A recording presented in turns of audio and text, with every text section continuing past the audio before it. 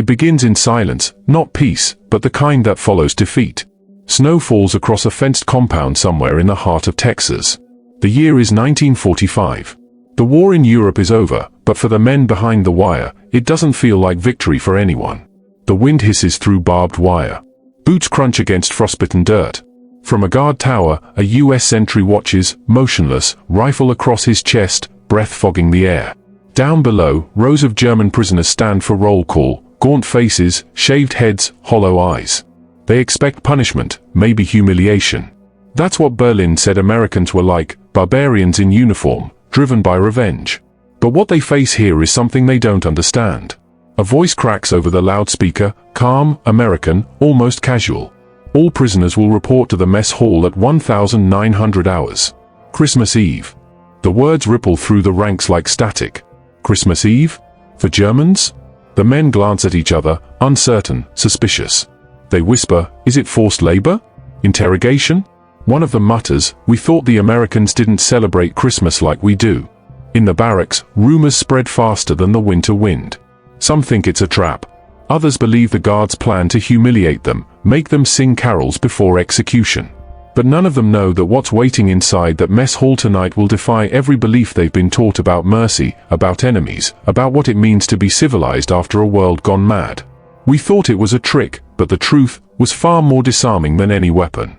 Morning drags its pale light over the camp, rows of wooden huts, a razor wire fence, a water tower glinting in the cold. Beyond the perimeter, the Texas plains stretch flat and endless, dotted with cotton fields and thin black pines.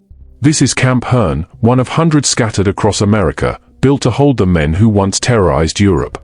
Now, they mend fences, pick cotton, and carve wooden toys for the guards' children. The irony isn't lost on them.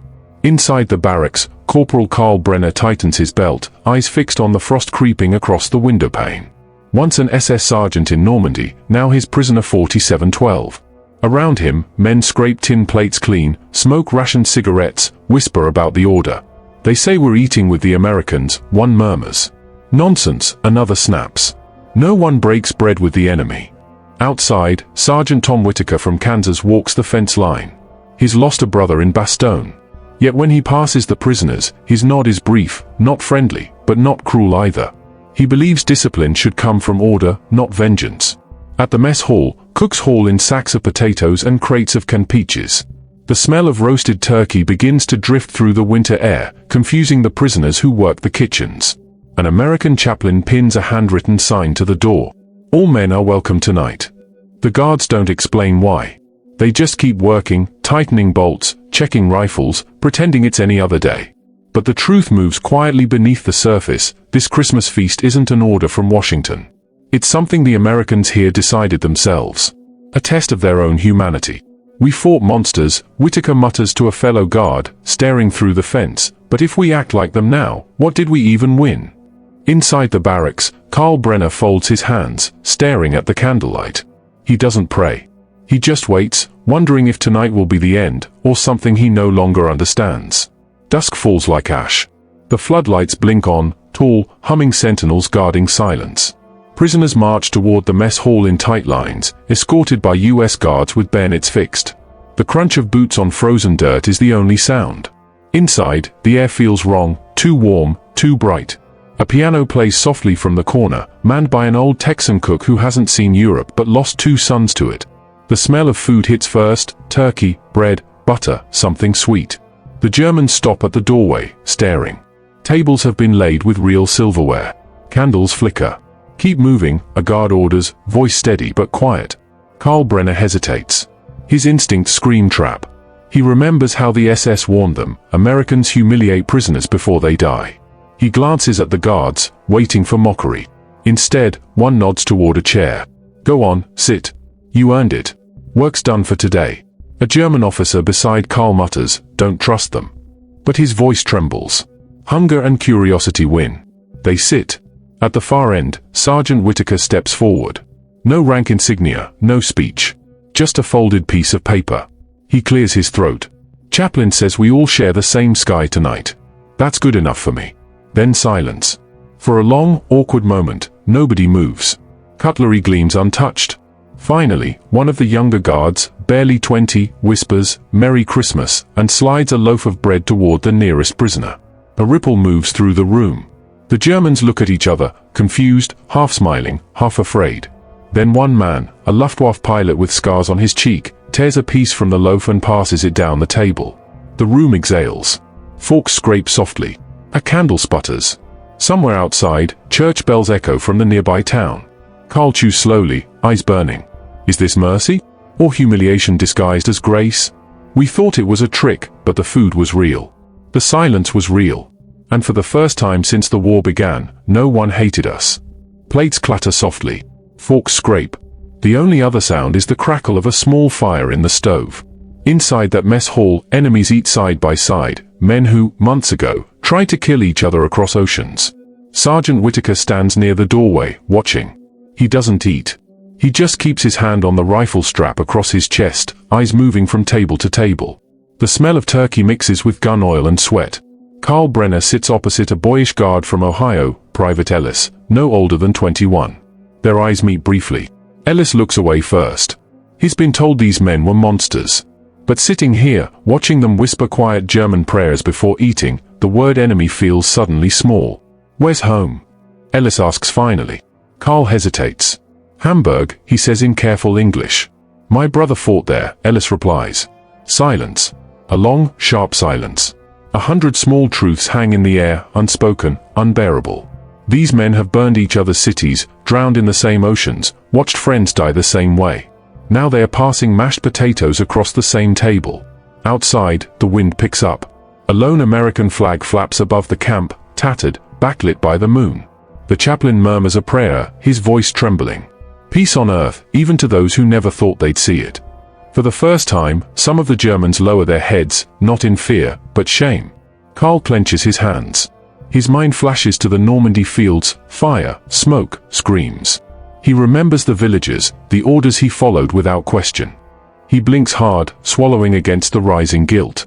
Across the table, Private Ellis watches, realizing something breaking behind the man's eyes, something the war had never allowed before, remorse. "Funny thing," Whittaker mutters to himself, voice hoarse. "You treat a man decent, and suddenly he remembers his human." The piano starts again, slow, trembling, silent night. No one sings. But for a few minutes, the world outside the barbed wire doesn't exist. The piano falters mid-note. A gust of wind rattles the mess hall door, and for a second, every head turns. A young German private, barely 18, sits trembling near the end of the table. He's holding something crumpled in his hand, a letter, worn thin by dirt and sweat. Sergeant Whittaker notices. "What's that, son?" The boy doesn't answer. His lips tremble. Then, slowly, he lays the letter on the table. It's written in English. The room goes quiet as Ellis picks it up and reads aloud, hesitant, uncertain. "To the American soldier who killed my father. I hope you come home safe. He said all soldiers are just boys who never got to grow old." The boy's voice breaks. "It was my mother's letter," he whispers. She never sent it." No one breathes. Even the fire seems to fade. Ellis stares at him, unsure whether to comfort or recoil. Whittaker steps closer, his jaw tightening. For a moment, the entire illusion of Christmas shatters. The guards remember their brothers who never came back. The Germans remember the screams that followed their own commands. Carl Brenner grips his spoon so tightly his knuckles turn white. "We all lost fathers," he mutters, voice cracking. "And sons." A German officer slams his fist on the table. "Stop this." His voice cuts through the air. "We are soldiers, not children. They want us to beg." Whittaker's hand drops to his rifle, not in threat, but restraint. The tension hums like a live wire. Then Carl stands. His chair scrapes the floor. He looks straight at Whittaker and says quietly, "No. They want us to remember." The officer's defiance collapses. The boy sobs openly. One of the US guards moves without orders, places a small tin cup of coffee in front of him. No one speaks. The only sound is the wind pressing against the thin wooden walls, the world outside trying to get back in. For that one night, Whittaker says, we weren't enemies. We were ghosts at the same table, trying to forgive ourselves. Midnight. Snow begins to fall outside the wire, soft, hesitant, as if the sky itself fears breaking the silence below. The meal is finished. Plates sit empty, candles flicker low. A few men, German and American alike, linger near the stove, hands outstretched to its weak warmth. Nobody wants to move. To leave would mean returning to the world they came from, the one that demands they hate each other again. Sergeant Whittaker walks slowly to the center table.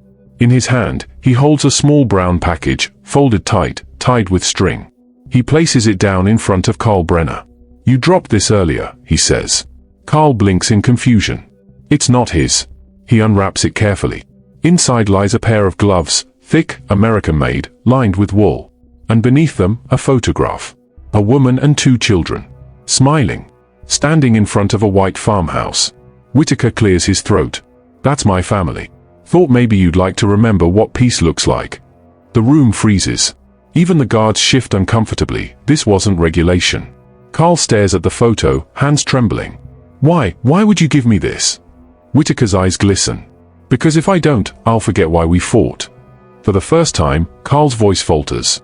He reaches into his own coat and pulls out a broken pocket watch, its glass cracked, but still ticking faintly. He presses it into Whittaker's hand. "It belonged to my father," he says softly. "He was killed at St. Lo. Maybe now, it belongs to peace." Neither man salutes. Neither speaks again. But in that instant, the entire room feels it, something sacred, something wordless. Outside, the snow thickens. Floodlights dim.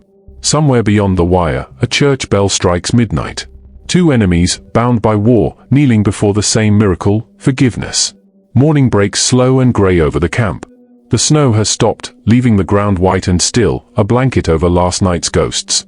The floodlights flicker off one by one. Guards step outside, breath fogging in the bitter air.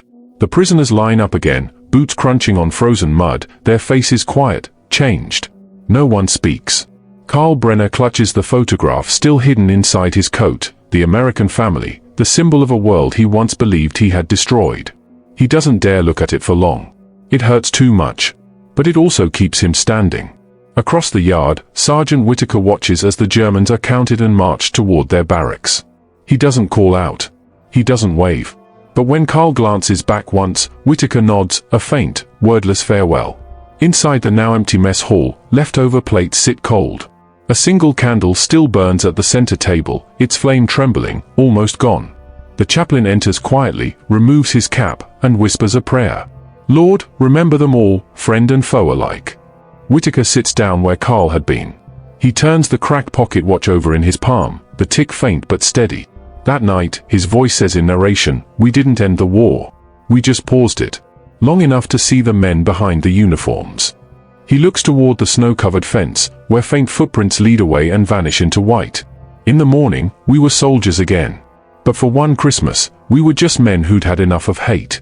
The piano begins to play again, Silent Night, this time from an old gramophone. Its notes echo over the camp, soft and hollow, until even the guards stop to listen. War makes monsters. But mercy makes men.